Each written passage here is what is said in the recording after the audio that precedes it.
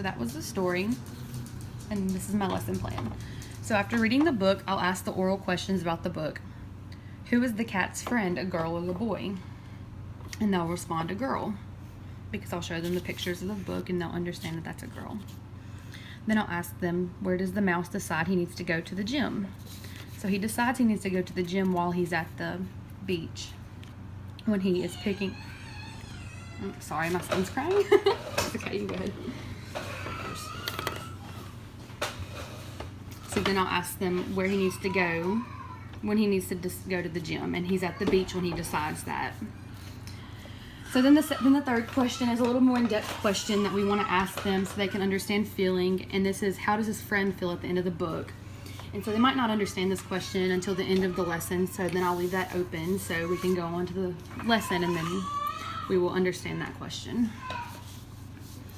So the first activity is the comprehensive sheet, and that is this sheet right here. So I'll choose a character for the class, and that'll be the cat, and they'll be allowed to draw a picture if they want. And then we'll list characteristics of the cat. So I'll ask them what color the cat is, and that would be black. And then we'll list another personal characteristic of the cat, and that might be silly or outgoing. Outgoing might be kind of a bigger word, so we might just say silly. So then we would just go on and I'd ask other questions to fill in the characteristic, and we'd list the title. So the title would be If You Give a Mouse a Cupcake. And then we'd list the author, because we always go over the author before we read the book, and that would be Laura Numeroff. And that would be that sheet, and we would do that as a class together. So after that, we'll go on to the second sheet that I have for the class to complete. And that is this sheet, and this is a order of events sheet, so we want to know the sequence of the story and how it happens. So the first thing that happens, obviously, is the title, and we give the mouse the cupcake, and we want the students to understand that that is the first thing that happens in the chain of events. So the student will write that, you know, gave cat cupcake, or however they want to write that, as long as they understand that that was the first event.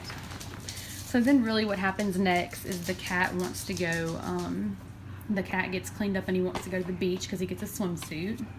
So we'll write that, cat goes to beach.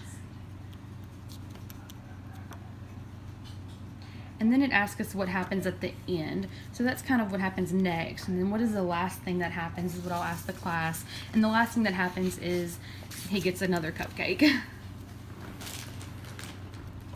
And we'll write gave cat another cupcake, or cat gets another cupcake, however they choose to write that. So after that, the students will turn the papers in, and I will grade those to know their understanding of the story.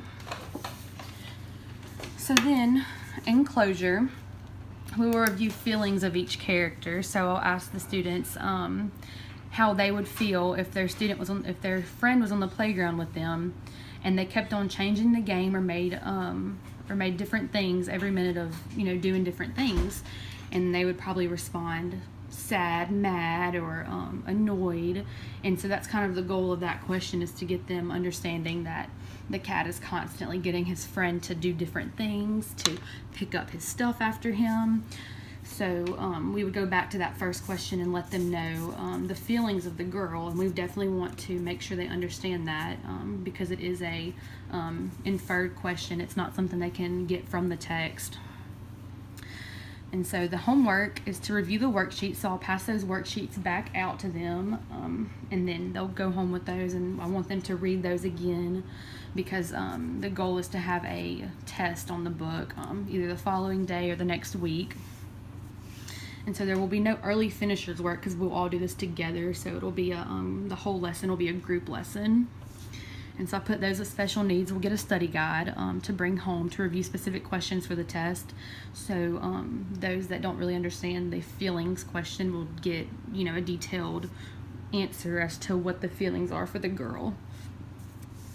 And then for remediation, those who need reteaching will be given the worksheets back with detailed explanations. So if they got something wrong or they didn't really grasp the question or the subject, then I will explain that in the sequence of events and the characteristics page.